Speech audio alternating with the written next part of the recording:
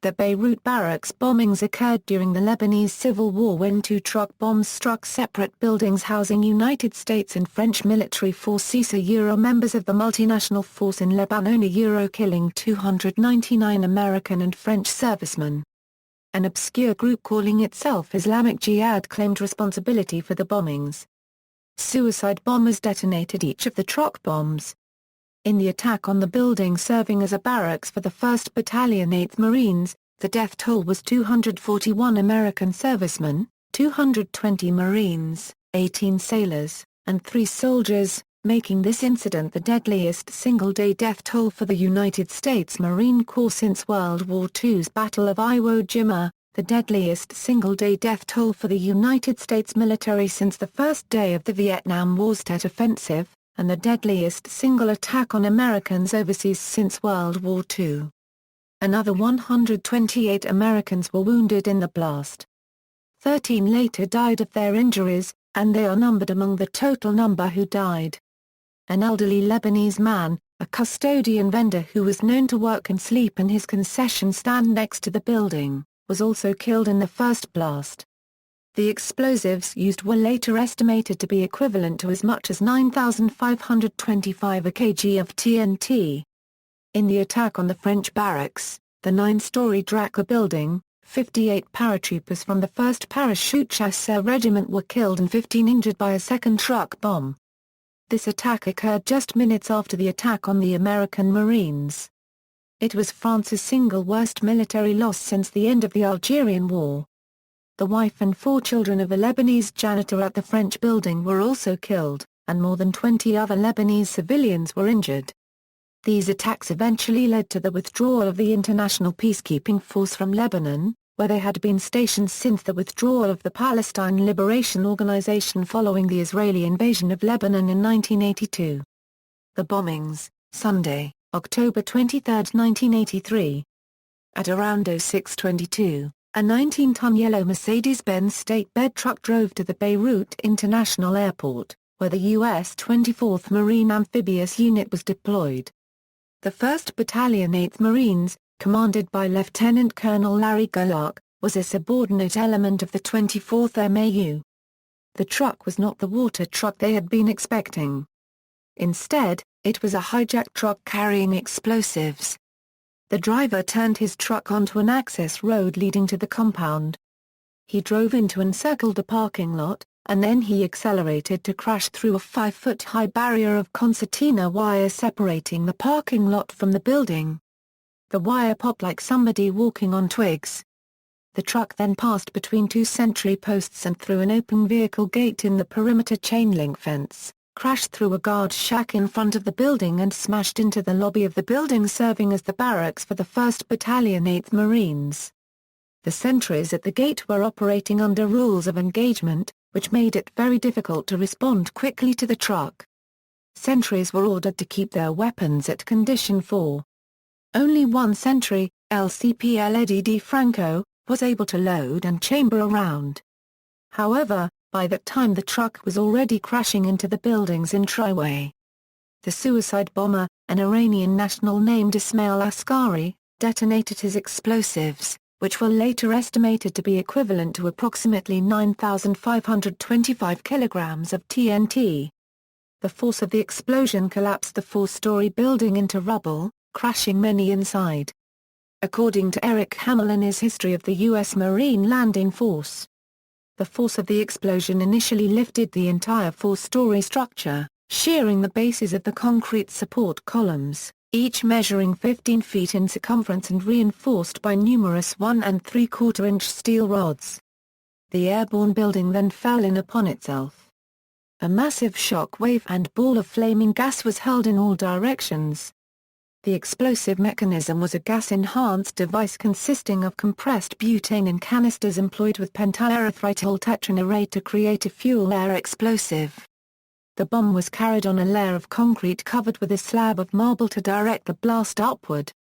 Despite the lack of sophistication and wide availability of its component parts, a gas-enhanced device can be a lethal weapon. These devices were similar to fuel-air or thermobaric weapons, explaining the large blast and damage. An after-action forensic investigation by the Federal Bureau of Investigation determined that the bomb was so powerful that it probably would have brought down the building even if the sentries had managed to stop the truck between the gate and the building. Less than 10 minutes later, a similar attack occurred against the barracks of the French 3rd Company of the 1st Parachute Chasseurs Regiment, 6 km away in the Ramnat al-Baida area of West Beirut. As the suicide bomber drove his pickup truck toward the Draka building, French paratroopers began shooting at the truck and its driver. It is believed that the driver was killed and the truck was immobilized and rolled to stop about 15 yards from the building. A few moments passed before the truck exploded, bringing down the 9-story building and killing 58 French paratroopers.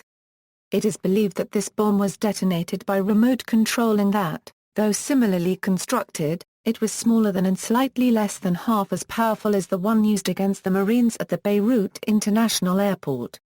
Many of the paratroopers had gathered on their balconies moments earlier to see what was happening at the airport.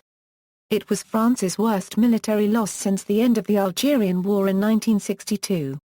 Beirut, June 1982 to October 1983, timeline, June 6, 1982, Israel invaded Lebanon, Operation Peace for Galilee. August 23, 1982, Bakr Jima was elected to be Lebanon's president. August 25, 1982, an MNF of approximately 400 French, 800 Italian soldiers and 800 Marines of the 32d Marine Amphibious Unit were deployed in Beirut as part of a peacekeeping force to oversee the evacuation of Palestine Liberation Organization guerrillas. September 10, 1982, the PLO retreats from Beirut under MNF protection. Subsequently, the 32d MAU was ordered out of Beirut by the President of the United States. September 14, 1982, Lebanon's President, Bakr Jima, was assassinated. September 16 to September 18, 1982, the Sabra and Shatila massacres. September 21, 1982, Bakr Jima's brother, Jima, was elected to be Lebanon's president. September 29, 1982, the 32d MAU was redeployed to Beirut, rejoining 2,200 French and Italian MNF troops already in place. October 30, 1982, the 32d MAU was relieved by the 24th MAU. February 15, 1983, the 32d MAU, redesignated as the 22d MAU, returned to Lebanon to relieve the 24th MAU. May 17, 1983, May 17 Agreement of 1983, May 30, 1983, the 24th MAU relieved the 22d MAU. Mission Creep, on June 6, 1982, Israel initiated Operation Peace for Galilee, and invaded Lebanon ostensibly to create a 40 km buffer zone between the PLO and Syrian forces in Lebanon and Israel. The Israeli invasion was tacitly approved by U.S., and the U.S. provided overt military support to Israel in the form of arms and martyr copyright riel. However, what the U.S. agreed to support and what Israel did were altogether two separate matters. Nevertheless, the U.S. apparent support for Israel's invasion of Lebanon, taken in conjunction with U.S. support for Lebanese President Bakr Jima and the Lebanese armed forces, alienated many. Bakr Jima was the legally elected president, but he was a partisan Maronite Christian and covert associate of Israel.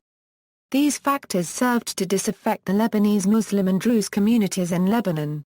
This animosity was made worse by the Falangist, a right-wing, largely Maronite Lebanese militia force closely associated with U.S.-backed President Jima.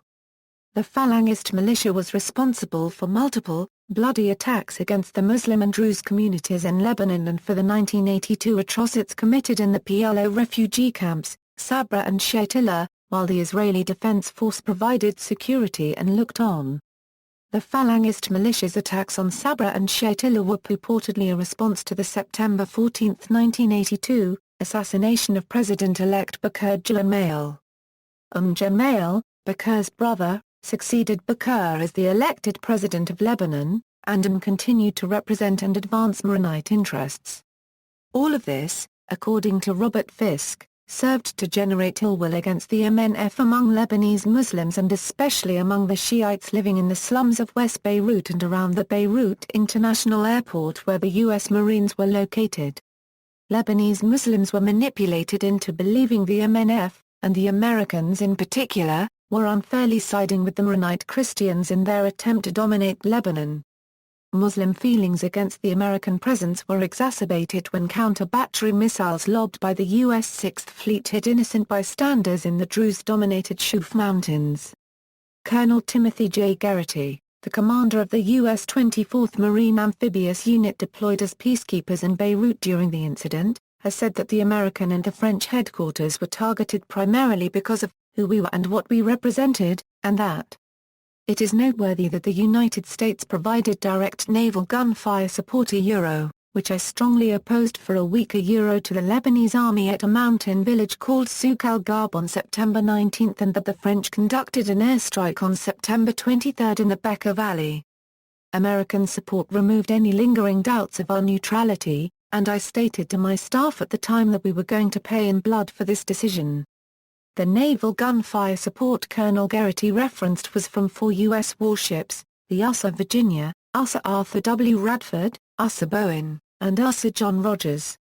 Prior to September 19, the USS Bowen had fired an interdiction mission on September 7, and the USS Bowen and USS John Rogers had together fired another interdiction mission on September 16 to intimidate Syrian and Druze militia firing on the Marines. Some authors, including Thomas Friedman, point to the use of this naval gunfire on September 19 as the beginning point of the U.S. forces being seen as participants in the Civil War rather than peacekeepers and opening them up to retaliation. In his memoir, General Colin Powell noted, as Colonel Garrity had already projected, that, when the shells started falling on the Shiites, they assumed the American reefer unregistered trademark had taken sides. Some analysts subsequently criticized the decision to have U.S. warships shell Druze and Syrian forces. They claim that this action forced a shift in the previously neutral U.S. forces by convincing local Lebanese Muslims that the U.S. had sided with the Lebanese Christians. In 1982, the Islamic Republic of Iran established a base in the Syrian-controlled Bekaa Valley in Lebanon. That base is still operational today. From that base, Iran's Islamic Revolutionary Guard Corps founded, financed, trained and equipped Hezbollah to operate as a proxy army for Iran. Some analysts believe the newly formed Islamic Republic of Iran was heavily involved in the bomb attacks and that a major factor leading it to orchestrate the attacks on the barracks was America's support for Iraq in the Iran-Iraq War and its extending of $2.5 billion in trade credit to Iraq while halting the shipments of arms to Iran. A few weeks before the bombing, Iran warned that providing armaments to Iran's enemies would provoke retaliatory punishment. On September 26, 1983, the National Security Agency intercepted an Iranian diplomatic communications message from the Iranian intelligence agency, the Ministry of Information and Security, to its ambassador, Ali Akbar Muhtashimi, in Damascus. The message directed the ambassador to take spectacular action against the American Marines. The intercepted message, dated September 26, would not be passed to the Marines until October 26, 3 days after the bombing. Much of what is now public knowledge of Iranian involvement, for example, PETN purportedly supplied by Iran, the suicide bomber's name and nationality, etc., in the bombings was not revealed to the public until the 2003 trial, Peterson, al. v. Islamic Republic, al. Testimony by Admiral James Ace Lyons, USN, and FBI forensic explosive investigator Danny A. Defenbaugh, plus a deposition by a Hezbollah operative named Mahmoud were particularly revealing. Rescue and recovery operations, October 23–28, 1983. American. Organized rescue efforts began immediately within 3 minutes of a bombing and continued for days. Unit maintenance personnel were not billeted in the BLT building, and they rounded up pry bars, torches, jacks and other equipment from unit vehicles and maintenance shops and began rescue operations. Meanwhile, combat engineers and truck drivers began using their organic acids, that is, trucks and engineering equipment, to help with the rescue operations. 24th MAU medical personnel, Navy dentists Lieutenant Gilbert Bigelow and Lieutenant Jima, established 2 aid stations to treat casualties. Medevac helicopters, CH-46s from Marine Medium Helicopter Squadron 162, were airborne by 6:45 a.m. U.S. Navy medical personnel from nearby vessels of the U.S. 6th Fleet went ashore to assist with treatment and medical evacuation of the injured, as did sailors and shipboard Marines who volunteered to assist with the rescue effort. Lebanese, Italian, British, and even French troops, who had suffered their own loss, provided assistance. Many Lebanese civilians voluntarily joined the rescue effort. Especially important was a Lebanese construction contractor, Rafik Hariri of the firm Wajah Liban, who provided heavy construction equipment, for example, a 40-ton P&H crane, etc., from nearby BIA worksites. Hariri's construction equipment proved vitally necessary in lifting and removing heavy slabs of concrete debris at the barracks site, just as it had been necessary in assisting with clearing debris after the April U.S. Embassy attack.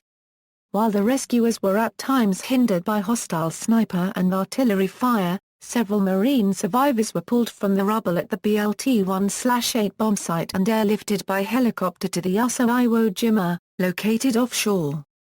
U.S. Navy, U.S. Air Force and Royal Air Force medevac planes transported the seriously wounded to the hospital at RAF Ikrotiri in Cyprus and to U.S. and German hospitals in West Germany.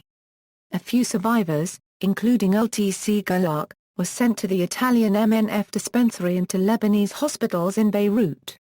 Israel's offers to medevac the wounded to hospitals in Israel were rejected as politically unacceptable, even though Israeli hospitals were known to provide excellent care and were considerably closer than hospitals in Germany. At about noon Sunday, October 23, the last survivor was pulled from the rubble. He was LTJG Downey G. Wheeler, Lutheran chaplain for BLT-1/8. Other men survived beyond Sunday, but they succumbed to their injuries before they could be extracted from the rubble. By Wednesday, the majority of the bodies and body parts had been recovered from the stricken barracks, and the recovery effort ended on Friday. After 5 days, the FBI came in to investigate, and the Marines returned to normal duties. French: the explosion at the French barracks blew the whole building off its foundations and threw it about 6 meters westward, while breaking the windows of almost every apartment house in the neighborhood. Grim-faced French paratroopers and Lebanese civil defense workers aided by bulldozers also worked under spotlights through the night at the French barracks, trying to pull apart the 8 stories of 90-centimeter thick cement that had fallen on top of one another and to reach the men they could still hear screaming for help. They regularly pumped oxygen into the mountain of rubble to keep those who were still trapped below alive. American and French response. U.S. President Ronald Reagan called the attack a despicable act, and pledged to keep a military force in Lebanon. U.S. Defense Secretary Caspar Weinberger, who had privately advised the administration against stationing U.S. Marines in Lebanon, said there would be no change in the U.S.'s Lebanon policy. French President François Mitterrand and other French dignitaries visited both the French and American bomb sites to offer their personal condolences on Monday, October 24, 1983. It was not an official visit, and President Mitterrand only stayed for a few hours, but he did declare "we will stay." During his visit, President Mitterrand visited each of the scores of American caskets and made the sign of the cross as his mark of respectful observance for each of the fallen peacekeepers. U.S. Vice President George H. W. Bush arrived and made a tour of the destroyed BLT barracks on Wednesday, October 26, 1983.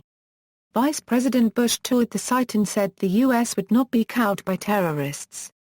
Vice President Bush also visited with wounded U.S. personnel aboard the USS Iwo Jima, and he took time to meet with the commanders of the other MNF units deployed in Beirut. In retaliation for the attacks, France launched an airstrike in the Bekaa Valley against alleged Islamic Revolutionary Guard Corps positions. President Reagan assembled his national security team and planned to target the Sheikh Abdullah barracks in Baalbek, Lebanon, which housed Iran's Islamic Revolutionary Guard Corps believed to be training Hezbollah militants. A joint American-French air assault on the camp where the bombing was planned was also approved by Reagan and Mitterrand.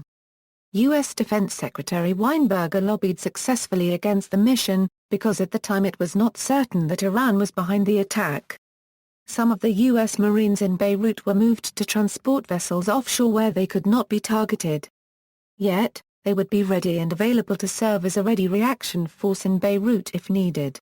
For protection against snipers and artillery attacks, the Marines remaining at the airport built and moved into bunkers in the ground employing appropriated Soviet bloc annexes. Colonel Garrity requested and received reinforcements to replace his unit losses. BLT 2/6, the Division Marine Air Alert Battalion stationed at Camp Lejeune, NC, and commanded by LT Col Edwin C. Kelly, was dispatched and flown into Beirut by 4 C-141s in less than 36 hours after the bombing.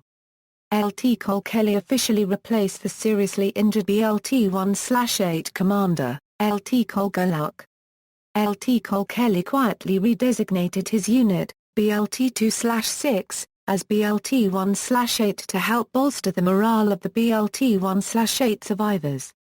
On November 18, 1983, the 22d MAU rotated into Beirut and relieved in place the 24th MAU. The 24th MAU returned to Camp Lejeune, NC, for training and refitting. Eventually, it became evident that the U.S. would launch no serious and immediate retaliatory attack for the Beirut Marine Barracks bombing beyond naval barrages and airstrikes used to interdict continuous harassing fire from Druze and Syrian missile and artillery sites. A true retaliatory strike failed to materialize because there was a rift in White House counsel and because the extant evidence pointing at Iranian involvement was circumstantial at that time. The Islamic Jihad, which took credit for the attack, was a front for Hezbollah which was acting as a proxy for Iran, thus, affording Iran plausible deniability. Secretary of State Schultz was an advocate for retaliation, but Secretary of Defense Caspar Weinberger was against retaliation. Secretary of Defense Weinberger, in a September 2001 Frontline interview, reaffirmed that rift in White House counsel when he claimed that the U.S. still lacks actual knowledge of who did the bombing of the Marine barracks. The USAR New Jersey had arrived and taken up station off Beirut on September 25, 1983. Special Representative in the Middle East Robert McFarlane's team had requested the New Jersey after the August 29 Druze mortar attack that killed 2 Marines. After the October 23 bombing, on November 28, the U.S. government announced that the New Jersey would remain stationed off Beirut although her crew would be rotated. It wasn't until December 14 that the New Jersey finally joined the fray and fired 11 projectiles from her 16-inch guns at hostile targets near Beirut. This was the first time 16-inch shells were fired for effect anywhere in the world since the New Jersey ended her time on the Goon Line in Vietnam in 1969. Also in December 1983, U.S. aircraft from the USAR John F. Kennedy and USAR Independence battle groups attacked Syrian targets in Lebanon, but this was ostensibly in response to Syrian missile attacks on American warplanes. In the meantime, the attack boosted the prestige and growth of the Shiite organization Hezbollah. Hezbollah officially denied any involvement in the attacks, but was seen by Lebanese as involved nonetheless as it praised the 2 martyr mujahideen, who set out to inflict upon the U.S. administration an utter defeat, not experienced since Vietnam. Hezbollah was now seen by many as the spearhead of the sacred Muslim struggle against foreign occupation. The 1983 report of the U.S. Department of Defense Commissions on the attack recommended that the National Security Council investigate and consider alternative ways to reach American objectives in Lebanon, because, as progress to diplomatic solutions slows, the security of the U.S. MNF base continues to deteriorate. The Commission also recommended a review for the development of a broader range of appropriate military, political, and diplomatic responses to terrorism. Military preparedness needed improvement in the development of doctrine, planning, organization, force structure, education, and training to better combat terrorism, while the USMNF was not prepared to deal with the terrorist threat at the time due to lack of training, staff, organization, and support specifically for defending against terror threats. Amal movement leader Nabi Berri, who had previously supported U.S. mediation efforts, asked the U.S. and France to leave Lebanon and accused the two countries of seeking to commit massacres against the Lebanese and of creating a climate of racism against Shias. Islamic Jihad phoned in new threats against the MNF, pledging that the earth would tremble unless the MNF withdrew by New Year's Day 1984. On February 7, 1984, President Reagan ordered the Marines to begin withdrawing from Lebanon largely because of waning congressional support for the mission after the attacks on the barracks. The withdrawal of the 22d MAU from the BIA was completed 12:37 p.m. on February 26, 1984. Fighting between the Lebanese army and Druze militia in the nearby Shuf Mountains provided a noisy backdrop to the Marine evacuation. One officer commented, "This ceasefire is getting louder." On February 8, 1984, the USS New Jersey fired almost 300 shells at Druze and Syrian positions in the Bekaa Valley east of Beirut. This was the heaviest shore bombardment since the Korean War. In a 9-hour period, the USS New Jersey fired 288 16-inch rounds, each one weighing as much as a Volkswagen Beetle. In those 9 hours, the ship consumed 40% of the 16-inch ammunition available in the entire European theater. And in one burst of wretched excess, the New Jersey seemed to be unleashing 18 months of repressed fury. Many Lebanese still recall the flying Volkswagens, the name given to the huge shells that struck the Shuf. In addition to destroying Syrian and Druze artillery and missile sites, approximately 30 of these behemoth projectiles rained down on a Syrian command post, killing the senior commanding Syrian general in Lebanon along with several of his senior officers. Some of New Jersey's shells missed their intended targets and killed non-combatants, mostly Shiites and Druze. Following the U.S. lead, the rest of the multinational force, the British, French and Italians, was withdrawn by the end of February 1984. The shipborne 22d MAU contingent remained stationed offshore near Beirut while a detached 100-man Ready Reaction Force remained stationed ashore near the US/UK Embassy. The 22d MAU was relieved in place by the 24th MAU on April 10, 1984. On April 21, the Ready Reaction Force in Beirut was deactivated and its men were reassigned to their respective ships. In late July, 1984, the last Marines from the 24th MAU, the US/UK Embassy Guard Detail, was withdrawn from Beirut. Aftermath, search for perpetrators. At the time of the bombing, an obscure group called the Islamic Jihad claimed responsibility for the attack. There were many in the U.S. government, such as Vice President Bush, Secretary of State George P. Shultz, and National Security Advisor Robert McFarlane, who believed Iran and/or Syria war was responsible for the bombings. After some years of investigation, the U.S. government now believes that elements of what would eventually become Hezbollah, backed by Iran and Syria, were responsible for these bombings as well as the bombing of the U.S. Embassy in Beirut earlier in April. It is believed that Hezbollah used the name Islamic Jihad in order to remain anonymous. Hezbollah eventually announced its existence in 1985. To date, Hezbollah, Iran and Syria have continued to deny any involvement in any of the bombings. Even though, in 2004, the Iranian government erected a monument in Tehran to commemorate the 1983 bombings and its martyrs.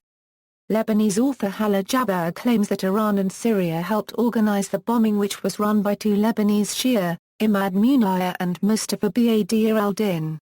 Imad Muniyeh and Mustafa Badr al-Din took charge of the Syrian-Iranian-backed operation. Muniyeh had been a highly trained security man with the PLO's Force 17. Their mission was to gather information and details about the American embassy and draw up a plan that would guarantee the maximum impact and leave no trace of the perpetrator. Meetings were held at the Iranian embassy in Damascus. They were usually chaired by the ambassador, Hojat al-Islam Ali Akbar Mohtashimi, who played an instrumental role in founding Hezbollah. In consultation with several senior Syrian intelligence officers, the final plan was set in motion. The vehicle and explosives were prepared in the Bekaa Valley, which was under Syrian control. 2 years after the bombing, a U.S. grand jury secretly indicted Imad Munir for his terrorist activities. Munir was never captured, but he was killed by a car bomb in Syria on February 12, 2008. Commentators argue that the lack of a response by the Americans emboldened terrorist organizations to conduct further attacks against U.S. targets. Along with the U.S. Embassy bombing, the barracks bombing prompted the Inman Report, a review of the security of U.S. facilities overseas for the U.S. State Department. Alleged retaliation. On March 8, 1985, a truck bomb blew up in Beirut, killing more than 80 people and injuring more than 200. The bomb detonated near the apartment block of Sheikh Mohammed Hussein Fadlullah, a Shia cleric thought by many to be the spiritual leader of Hezbollah. Although the U.S. did not engage in any direct military retaliation to the attack on the Beirut barracks, the 1985 bombing was widely believed by Fadlullah and his supporters to be the work of the United States. Sheikh Fadlullah stating that they sent me a letter and I got the message, and an enormous sign on the remains of one bombed building read, Made in the USA. Robert Fisk also claims that CIA operatives planted the bomb and that evidence of this is found in an article in the Washington Post newspaper. Journalist Robin Wright quotes articles in the Washington Post and the New York Times as saying that according to the CIA, the Lebanese intelligence personnel and other foreigners had been undergoing CIA training, but that this was not our CIA operation and it was nothing we planned or knew about. Alarmed U.S. officials subsequently cancelled the covert training operation in Lebanon, according to Wright. Lessons learned. Shortly after the barracks bombing, President Ronald Reagan appointed a military fact-finding committee headed by retired Admiral Robert L.J. Long to investigate the bombing. The commission's report found senior military officials responsible for security lapses and blamed the military chain of command for the disaster. It suggested that there might have been many fewer deaths if the barracks guards had carried loaded weapons and a barrier more substantial than the barbed wire the bomber drove over easily. The commission also noted that the prevalent view among U.S. commanders was that there was a direct link between the Navy shelling of the Muslims at Souk al-Ghab and the truck bomb attack. Following the bombing and the realization that insurgents could deliver weapons of enormous yield with an ordinary truck or van, the presence of protective barriers became common around critical government facilities in the United States and elsewhere, particularly Western civic targets situated overseas. An article in Foreign Policy titled Lesson Unlearned argues that the U.S. military intervention in the Lebanese Civil War has been downplayed or ignored in popular history, thus unlearned, and that lessons from Lebanon are unlearned as the U.S. militarily intervenes elsewhere in the world. Civil suit against Iran.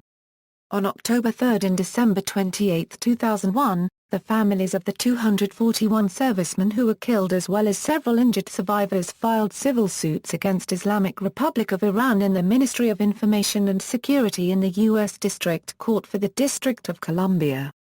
In their separate complaints, the families and survivors sought a judgment that Iran was responsible for the attack and relief in the form of damages for wrongful death and common law claims for battery, assault, and intentional infliction of emotional distress resulting from an act of state-sponsored terrorism. Iran was served with the two complaints on May 6 and July 17, 2002. Iran denied responsibility for the attack but did not file any response to the claims of the families. On December 18, 2002, Judge Royce C. Lamberth entered defaults against defendants in both cases.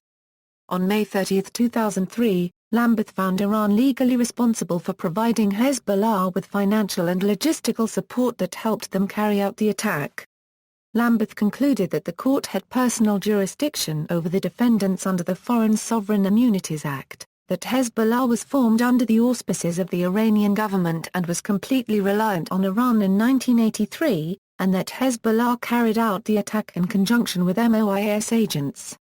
On September 7, 2007, Lamberth awarded $2,656,944,877 to the plaintiffs. The judgment was divided up among the victims. The largest award was $12 million to Larry Gulak, who became a quadriplegic as a result of a broken neck he suffered in the attack. The attorney for the families of the victims uncovered some new information, including a U.S. National Security Agency intercept of a message sent from Iranian intelligence headquarters in Tehran to Hojat al-Islam Ali Akbar Muhtashimi, the Iranian ambassador in Damascus. As it was paraphrased by presiding U.S. District Court Judge Royce C. Lamberth, the message directed the Iranian ambassador to contact Hossein Moussaoui, the leader of the terrorist group Islamic Jihad, and to instruct him to take a spectacular action against the United States Marines. Moussaoui's Islamic Jihad was a breakaway faction of the Amal movement and an autonomous part of embryonic Hezbollah. In July 2012, federal judge Royce Lamberth ordered Iran to pay more than $813 million in damages and interest to the families of the 241 U.S. soldiers that were killed, writing in a ruling that Tehran had to be punished to the fullest extent legally possible. Iran is racking up quite a bill from its sponsorship of terrorism. Mossad conspiracy theory. Former Mossad agent Viktor Ostrovsky, in his 1990 book By Way of Deception, has accused the Mossad of knowing the specific time and location of the bombing, but only gave general information to the Americans of the attack, information which was worthless. According to Ostrovsky, then Mossad head Naim Admorny decided against giving the specific details to the Americans on the grounds that the Mossad's responsibility was to protect Israel's interests, not Americans. Admorny denied having any prior knowledge of the attack. Ostrovsky further claimed that among the high-level officers of the Mossad there was a view that if the Americans wanted to stick their nose into this Lebanon thing, let them pay the price. Benny Morris, in his review of Ostrovsky's book, wrote that Ostrovsky was barely a case officer before he was fired. Most of his time in the agency was spent as a trainee, adding that due to compartmentalization he did not and could not have had much knowledge of then current Mossad operations, let alone operational history.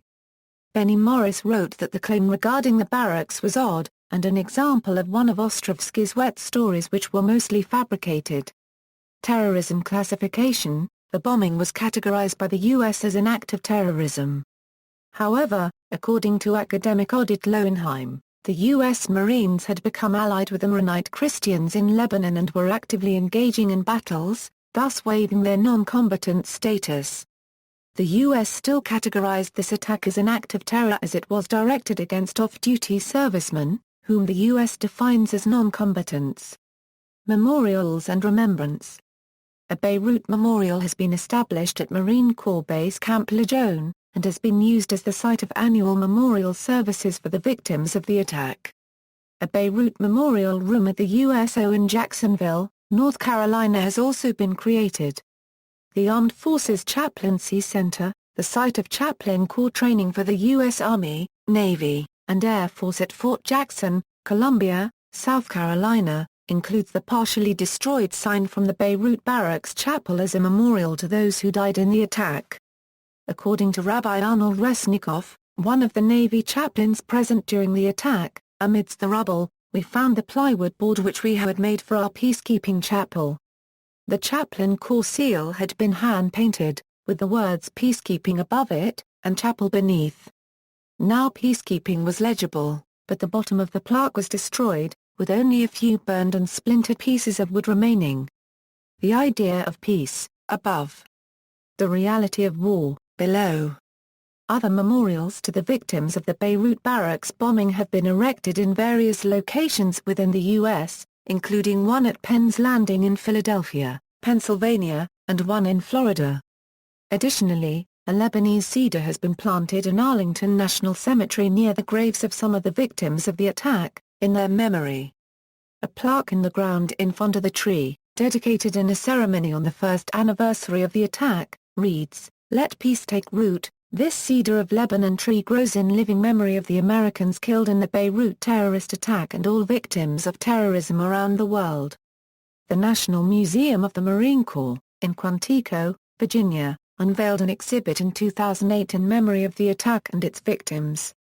One memorial to the attack is located outside the U.S., where Gilad Gazon, the director of the Haifa, Israel USO during the time of the attack coordinated the creation of a memorial park that included 241 olive trees, one for each of the U.S. military personnel who died in the attack. The trees lead to an overpass on Mount Carmel looking toward Beirut. There is also an ongoing effort on the part of Beirut veterans and family members to convince the U.S. Postal Service and Citizens Stamp Advisory Committee to create a stamp in memory of the victims of the attack, but the recommendation has not yet been approved. In the meantime, Beirut veterans have created a PC postage commercially produced Beirut Memorial Statue private vendor stamp that is approved for use as postage by the U.S. Postal Service. See also, Tyre headquarters bombings, similar attacks against Israeli military posts in Lebanon, 1984 United States Embassy Annex bombing, Kabar Towers bombing, Mountain War, Notes. References. Further reading, Geraghty, Timothy J. Alfred M. Gray Jr. Peacekeepers at War, Beirut 1983, The Marine Commander Tells His Story. Potomac Books. ISBN A978-1-59797-425-7 Dolphin, Glenn E24 MAU 1983, A Marine Looks Back at the Peacekeeping Mission to Beirut, Lebanon. Publish America.